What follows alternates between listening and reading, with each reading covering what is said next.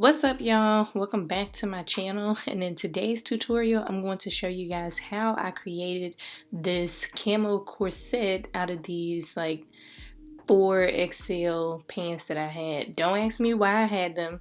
That ain't none of your business. Just know that they were in my closet. So as you can see, these pants are huge. They're too big for me. I had to make sure I was holding them because listen, I did not want them to fall down while I was recording this video. So today I'm going to show you guys how I create this corset.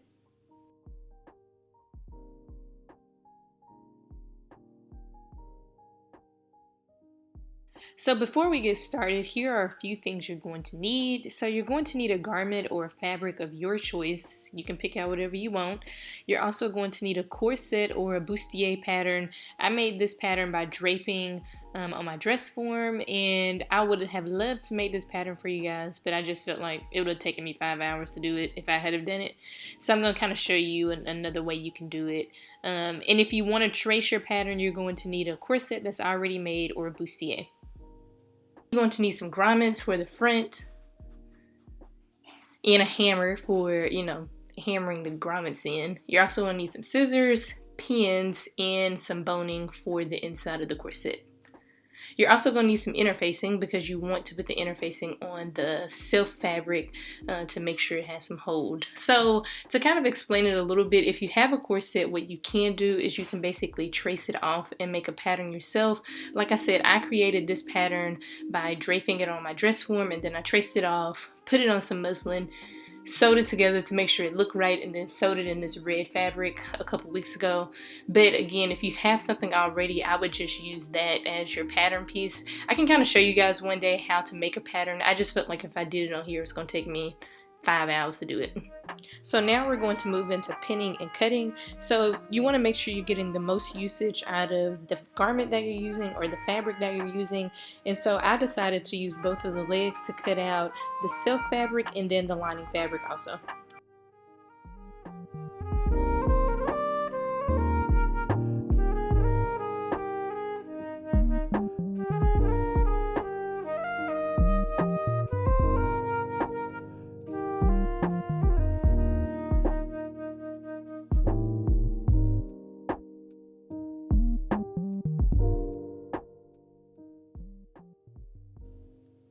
So again, remember, you want to make sure that you're using as much fabric as possible because, as always, we ain't throwing none away. We just taking it, reusing it, and turning it into something new.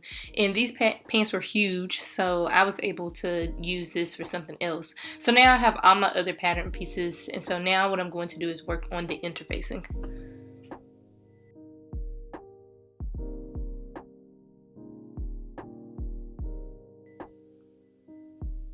So now I'm taking those pattern pieces and I'm going to lay them on top of the interfacing, and I'm going to cut them out. So you only need to cut this out one time because you won't have to use this for the lining. You only need this for the silk fabric, and the interfacing is basically going to provide the fabric with a little bit more security. It's going to make it a bit more stable, even though this fabric was already thick. I mean, she was a thick fabric, really didn't need the interfacing, but it was good to have, especially because I put the grommets and stuff in. So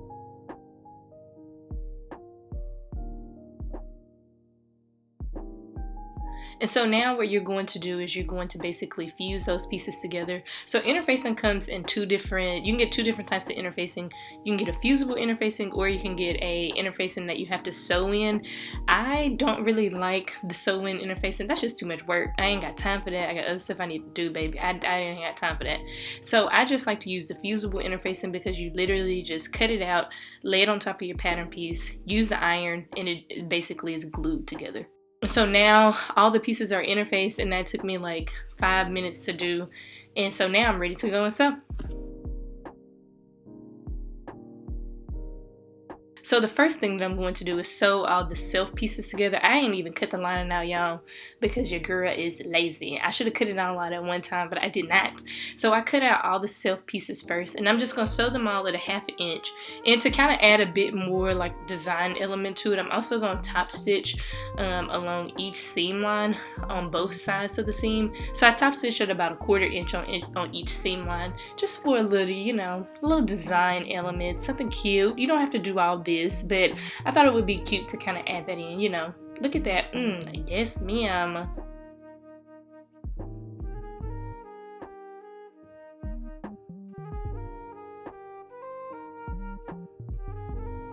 So now to finish the buster off, I'm going to go ahead and top stitch around each seam at 1/4 inch.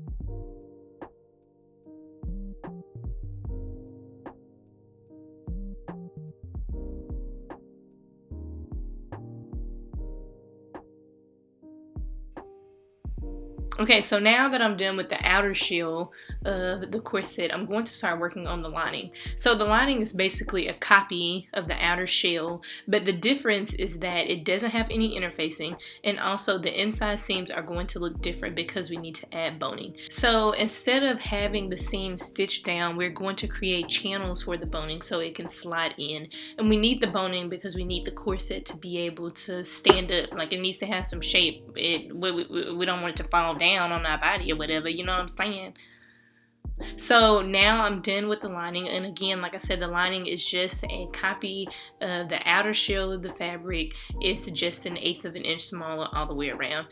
So basically what I'm going to start doing now is creating channels for the boning. So I'm going to sew as close as I can to the edge of the seam allowance on each seam, and that should leave enough space for the boning to slide through.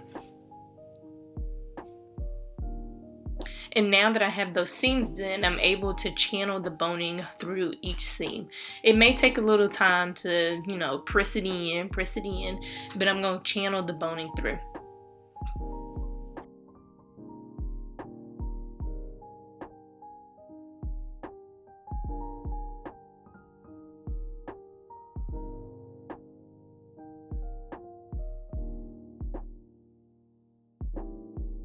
And I almost made this mistake, y'all. I forgot. Now, to close the corset up, we do have to sew the top and the bottom together. So we need to make sure that we have space to create seam allowance at the top and the bottom. So basically what I'm doing here is I'm taking my chalk and I'm marking 1/2 inch at the top, 1/2 inch at the bottom to allow for seam allowance. And I'm going to cut my boning down to that size. You can actually cut it a little bit smaller if you want to, just to make sure you have enough space.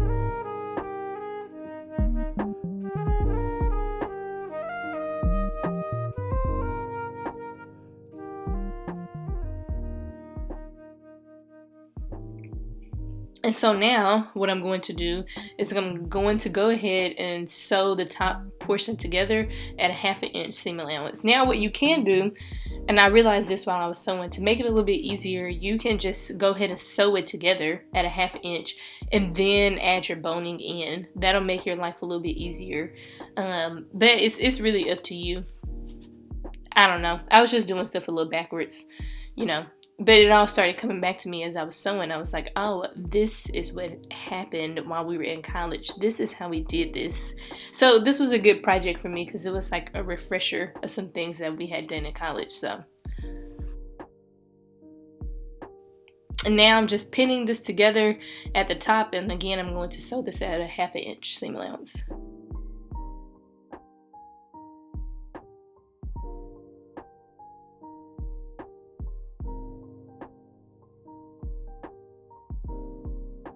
And so now I'm done sewing this together. I'm going to take my pins out, and basically what I'm going to do is create an understitch. So the understitch is going to help with making sure that the lining stays flat. And so you're going to sew it as close as you can to the seam line on the lining part, not on the silk fabric. So as you can see, I have my stitch done and I have my understitch done, and because I've created the understitch, now my corset lays pretty flat. Approximately 10 hours later. And yeah, it's probably been like 30, 40, 50 hours, but I'm back now. I went to go eat last night and I just never returned to the camera. But as you can see, the corset is done. Look at her. Yes, meow. So the last thing that I showed you guys was doing the understitch, and I also did the same thing to the front part of the corset. So I sewed the front part together and then I created an understitch, and I sewed until I couldn't sew anymore. So that's why the understitch doesn't go all the way to the top, because it just won't allow you to. So I did that. And also, I thought about closing the entire corset like all nice and cute. I was like, oh, that's gonna be so cute to close it up. But then I was like, girl, I'm not doing all that. So I basically just sewed it together at a 1/2 inch, because if I had sewed it together all nice and cute, I would have had to hand sew, and I was not in the mood for that. Not tonight. Well, last night I was not in the mood to be hand sewing none. So I basically just sewed it together at a 1/2 inch, and I kind of like it because it gives you like that distressed look. And you know, this is what this is for. This is supposed to be cute, little distressy, little like why is she walking around with a camo corset? So then I added some grommets in, and also that took a little bit of time because the fabric was so thick. She was thick, and so I had to slit the fabric open, hammer the grommets in, and I know I missed out on giving you guys a tutorial on how I did that, but you know, in another tutorial I'll show you guys how I did it. So this is the corset on the dress form. She looks good. I was really shocked at myself and surprised. I was like, dang girl, you did good. And so what I did to tie it together was basically I used a shoestring, but you know, we had that leftover fabric and we could have just made a string out of the leftover fabric that we had. So that's another way to use it. But I still have a ton of this fabric left over from these pants, so I'll probably create something else from it. So I hope you guys enjoyed today's tutorial. This was really fun to create. Again, don't throw your clothes away, just turn it into something new and, you know, live your life. Remember, wash your hands and y'all stay safe. See you next time. Bye.